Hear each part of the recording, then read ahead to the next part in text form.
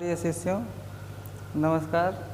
मैं Shiv Kumar Dubey, Shanti Niketan inter college जेवल गाजीपुर से भारतेंदु हरिश्चंद्र द्वारा रचित कक्षा 12 के पाठ्य पुस्तक के अंतर्गत आने वाले यमुना छवि नामक शीर्षक के दूसरे भाग को लेकर के उपस्थित हुआ हूँ। उसके पूर्व की पृष्ठभूमि आप लोगों को याद दिलाना चाहते हैं कि भारतेंदु हरिश्चंद्र जी यमुना नदी के जल में पड़ने वाले प्रतिबिंब का वर्णन जो है प्राकृतिक रूप से रमणीय और मनोहारी रूप से मानव सदिश भावनाओं को समर्पित करते हुए इस पद के आगे के पदों में रचना की है। मानवीकृत अलंकारों का भी प्रयोग किया है इसमें। आगे देखते हैं हम लोग।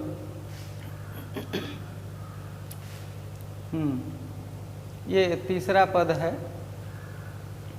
भारतेंदु हरिश्चंद्र कहते हैं, परत चंद प्रतिबिंब कहूँ,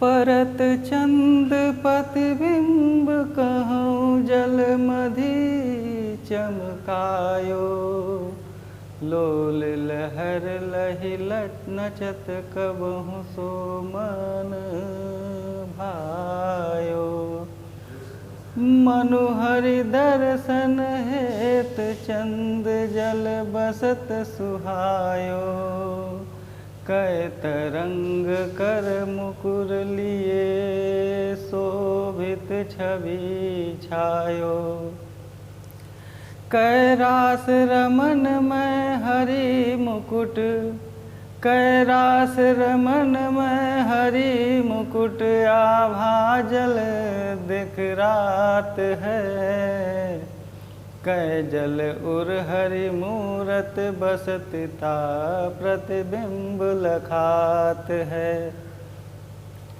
कै जर उर हरि मूरत बसती ता प्रतिबिंब लखात है। भारतेंदु हरिश्चंद्र जी कहते हैं कि चंद्रमा का प्रतिबिंब कहूँ मैंने कहीं, परत मैंने पड़ रहा है, जल मध्य मैंने मध्य में, चमकायो मैंने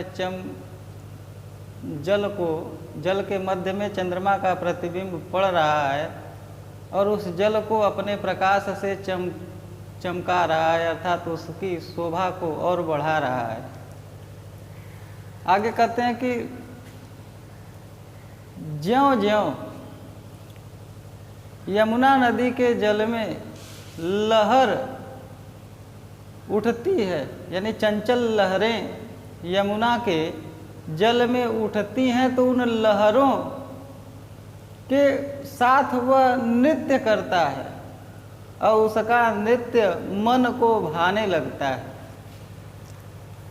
ध्यान दीजिएगा, इसमें दोनों पद की व्याख्या पुनः फिर से बता रहा हूँ। भारतेंदु हरिश्चंद्र जी कह रहे हैं कि चंद्रमा का प्रतिबिंब यमुना के जल में पड़ रहा है और चंद्रमा के प्रकाश से यमुना का जल भी प्रकाशित हो रहा है और यमुना के चंचल तरंगें उत्पन्न हो रही हैं। यमुना के जल में चंचल तरंगें उत्पन्न हो रही हैं। उन तरंगों के साथ चंद्रमा का प्रतिबिंब चंचलता को ग्रहण करके नृत्य करता हुआ सा प्रतीत हो रहा है, जो मन को बहुत अच्छा लग रहा है। आगे कहते हैं, मनुहरि दर्शन हेत, मनु मानो जनु जानो उत्प्रेक्षा अलंकार का ये शब्द है। इसको देख करके आप इस पद में जान लीजिए कि उत्प्रेक्षा अलंकार है और इसका प्रयोग करते हुए भारतेंदु हरिश्चंद्र जी कहते हैं कि मानो चंद्रमा भगवान श्री हरि विष्णु के दर्शन के लिए जल में आ बसा है, जो बहुत ही शोभायमान हो रहा है। कै तरंग कर, अथवा कै मने अथवा, तरंग रूपी कर मने हाथ में मुकुर लिए, दर्पण लिए हुए है। अथवा चंद्रमा जब जल में आता है, नदी के, यमुना नदी के जल में, तो उसके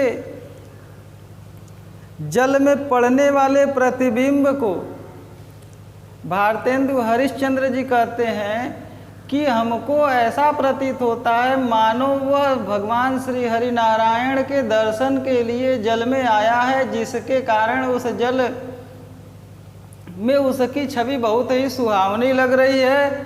अथवा तरंग रूपी हाथों में यमुना नदी ने दर्पण धारण किया हुआ है और लिए शोभित छवि छायो, जिसमें चंद्रमा का प्रतिबिंब बहुत ही शोभित हो रहा है और ये छवि उस तटवर्ती क्षेत्र पर छाई हुई है, यमुना के तटवर्ती क्षेत्रों में। आगे कहते हैं कैरास रमन मैं हरि मुकुट आभा जल दिख रात है। अथवा रास रमन मैंने रास करने के लिए, रास रमन भगवान श्री कृष्ण को कहते हैं। अथवा रास रमन भगवान श्री कृष्ण के यानी हरि के मुकुट की आभा के समान वह जल में दिखलाई देता है। रास रमण करने वाले भगवान श्री हरि के अष्टम अवतार श्री कृष्ण चंद्र के मुकुट के समान उस जल में पड़ने वाले चंद्रमा का प्रतिबिंब जल में दिखाई देता है। आगे क्या करते हैं कि कै जल उर हरि मूरति बसती। अथवा जल में हरि की मूरत बसती है, उसी को अपने हृदय में धारण करने के लिए चंद्रमा उस जल में आया है और उसका प्रतिबिंब ऐसा ही प्रतीत हो रहा है कि चंद्रमा का प्रतिबिंब श्री हरि के सुंदर छवि को अपने हृदय में बसाने के लिए उस जल में आया है और वही प्रतिबिंब इस प्रकार से परिलक्षित होता है। आगे यमुना छवि का वर्णन करते हुए कहते हैं कि कबहु होत सतचंद कबहु प्रगटत दूरी भाजत पवन गमन बस बिंब रूप जल में बहुरा साजत। कबहु होत सतचंद कबहु प्रगटत दूरी भाजत पवन गवन बस बिंब रूप जल में बहु साजत। मनु शशि भरी अनुराग जमुन जल लोटत डोले कै तरंग की डोर हिंडोरन करत कलोले। कै बाल गुड़ी नभ में उड़ी सोहत तुत धावती कै अवगाहत डोलत को व्रज रमन जल आवती। बड़े सुंदर है इसके पद, कहते हैं फिर से इसको सुन लीजिए, इसको दोहरा करके तैयार करिएगा आप सभी छात्र।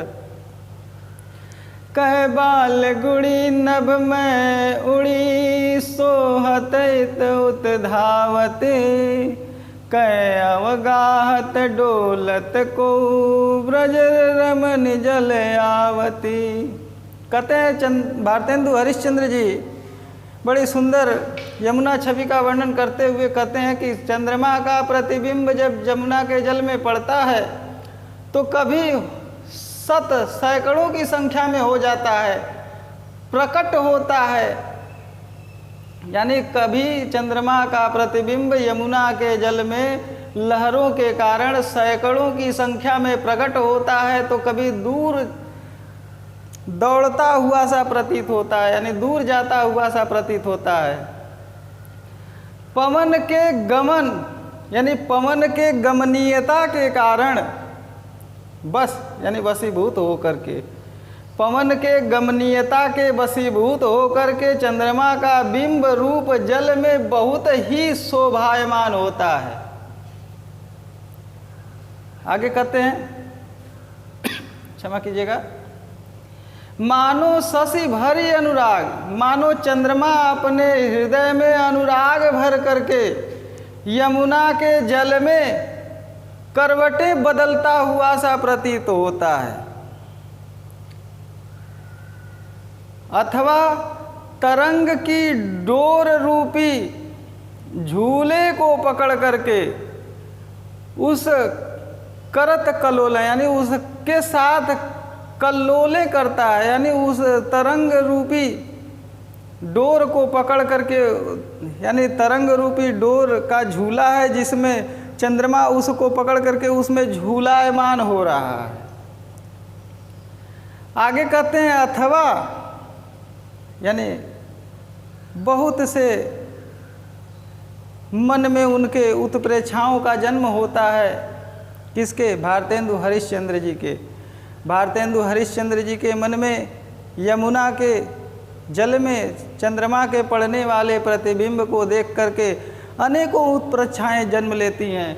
उसी में ये कहते हैं कि मानो चंद्रमा अनुराग भर के यमुना के जल में करवटें बदलता हुआ सा प्रतीत होता है, अथवा तरंग की डोर रूपी झूले को पकड़ करके झूलता सा प्रतीत होता है, अथवा बच्चों की पतंग, बालगुड़ी माने पतंग होता है, अथवा बच्चों की पतंग जिस प्रकार से नभ में उड़ती है, यानी आसमान में बच्चे पतंग खींचते हैं तो इधर से उधर और उधर से इधर पतंगे जब अपने क्रियाशीलता को करती हैं, उसी का इसमें उत्प्रेक्षा देते हैं, तुलना दिखाते हैं।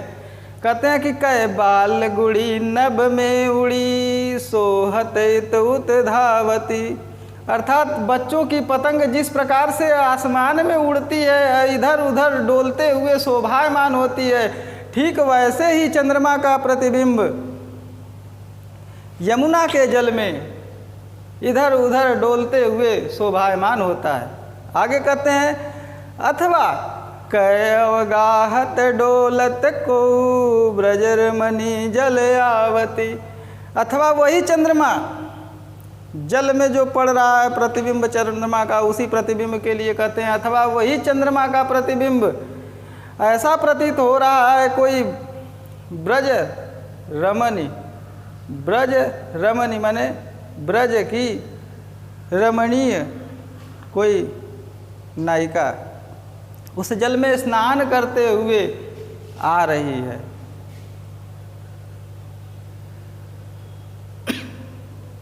आगे देखते हैं, कहते हैं कि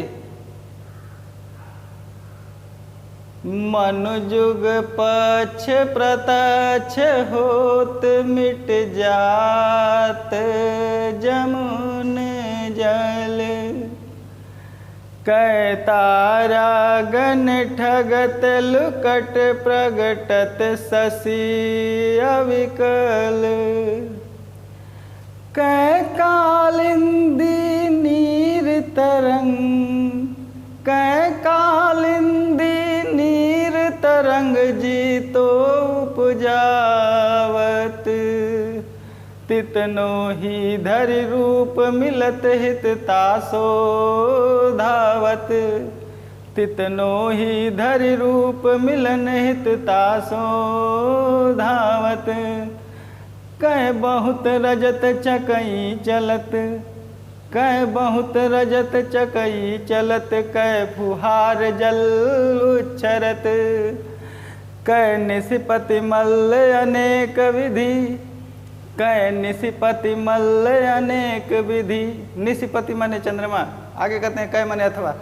कै निशिपति मल्ल अनेक विधि, उठ बैठत कसरत करत। कै निशिपति मल्ल अनेक विधि, उठ बैठत कसरत करत।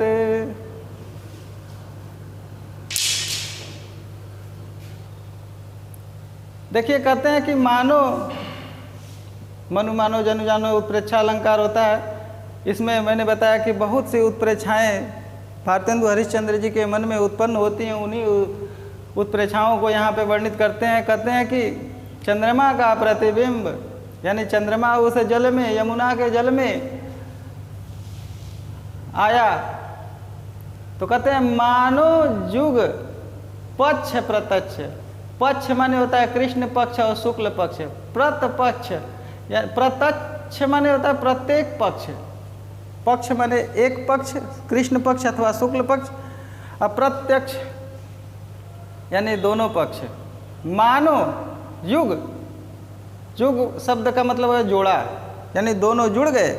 मानो कृष्ण पक्ष और शुक्ल पक्ष के चंद्रमा दोनों एक ही कार हो गए। होत मिट जात जमुंजल, यानी दोनों चंद्रमा के प्रतिबिंब, जो शुक्ल पक्ष के चंद्रमा का प्रतिबिंब यमुना के जल में पड़ता है और कृष्ण पक्ष के यमुना का, यानी क्षमा कीजिएगा, कृष्ण पक्ष के चंद्रमा का प्रतिबिंब यमुना में पड़ता है। तो कहते हैं कि दोनों एक समान सा प्रतीत होता है कि दोनों पक्ष के चंद्रमाओं का प्रतिबिंब यमुना नदी के जल में पड़ रहा है। क्यों? क्योंकि शुक्ल पक्ष का चंद्रमा प्रकाश युक्त ज़्यादा होता है और कृष्ण पक्ष का चंद्रमा प्रकाश युक्त कम होता है। चंद्रमा का रंग श्वेत वर्णीय यानी चांदी के समान और यमुना का जल श्याम वर्णीय। इसलिए कहते हैं कि चंद्रमा का जल, जो चंद्रमा का प्रतिबिंब जो यमुना के जल में पड़ रहा है वो श्याम वर्णीय है, और जो चंद्रमा आसमान में है वो शुक्ल वर्णीय यानी सफ़ेद वर्ण का है। इसलिए दोनों को देखने पे ऐसा प्रतीत होता है कि यमुना में पड़ने वाला चंद्रमा का जो प्रतिबिंब है वो और आसमान में जो दिखाई देने वाला चंद्रमा है वो दोनों जैसे लगता है कि एक ही जगह एक हो गए हैं और यमुना के जल में आकर के मिल गए। आगे देखते हैं, कहते हैं अथवा तारा गणों को ठगने के लिए वह शशि प्रकट होता है और छिप जाता है। इस तरह से उसकी व्याकुलता सी प्रतीत होती है कि चंद्रमा का प्रतिबिंब यमुना के जल में व्याकुल होता हुआ सा प्रतीत हो रहा है और वह उस अपनी व्याकुलता को कभी छिप करके तो कभी प्रकट हो करके व्यक्त कर रहा है। मानो वह चंद्रमा जो है तारागणों को जो है प्रभावित कर रहा है या तारागणों को ठगने के लिए ऐसा कार्य कर रहा है। अथवा कालिंदी नीर तरंग जितो उपजावती, अथवा कालिंदी माने यमुना का जल तरंगों को जितना ही उत्पन्न करता है उतने ही तितनों ही धरी रूप, उतने ही रूप धारण करके वह उससे मिलने के लिए दौड़ता है। यानी चंद्रमा का प्रतिबिंब उतने रूप धारण करता है जितने रूप वाली, जितने प्रकार का यमुना का जल का तरंग उत्पन्न होता है। इसको एक बार फिर से समझ लीजिए, जितने प्रकार से, जितने तरीकों से यमुना की लहर उत्पन्न होती है उतने रूप बदल करके चंद्रमा का प्रतिबिंब उस जल में मिलने के लिए आ जाता है। आगे कहते हैं कि कै बहु रजत चतकई चलत, अथवा बहुत से चांदी के चकई उस जल में चलते हैं, मानो उनसे फुहार रूपी जल की बूंदें उछलती हुई सी प्रतीत होती हैं।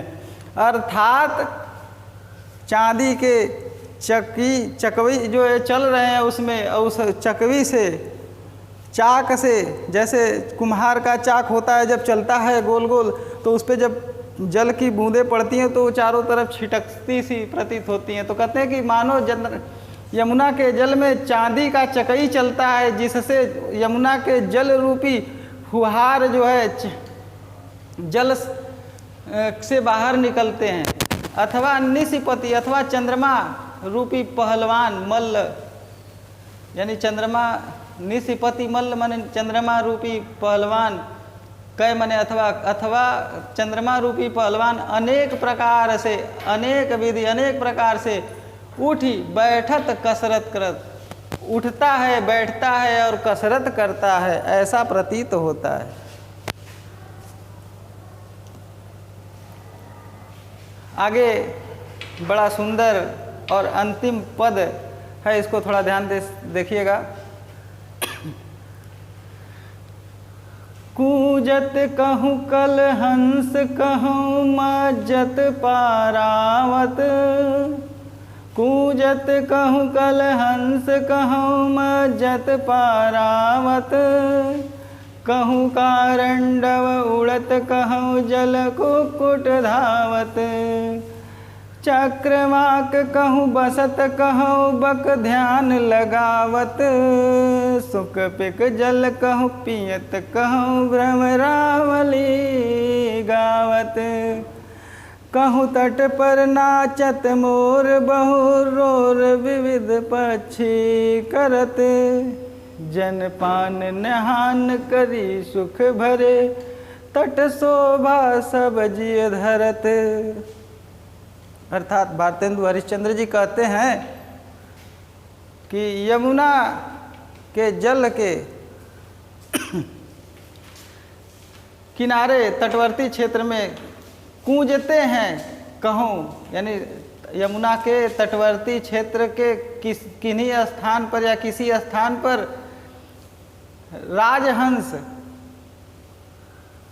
जो है कूंजते हैं, कहीं स्नान करते हैं, पारावत में कबूतर, और कहीं कबूतर जो है गुटुर गूं की ध्वनि करते हैं, कहूँ कारंडव उड़त, कहीं जल मुर्गे उड़ते हैं, कारंडव माने होता है जल मुर्गे, तो कहीं जल मुर्गे उड़ते हैं, कहूँ जल कुक्कुट धावत, और कहीं जल मुर्गे दौड़ते हुए से प्रतीत होते हैं, चक्रवाक कहूँ बसत, और कहीं चकवाक बसता है, चकवा चकवी कहीं उस जल के किनारे तटवर्ती क्षेत्र में निवास करते हैं, और कहीं उन्हीं जल में बक ध्यान लगावत, बकुले जो है ध्यान लगाते हैं, सुक पिक, सुक माने तोता, पिक माने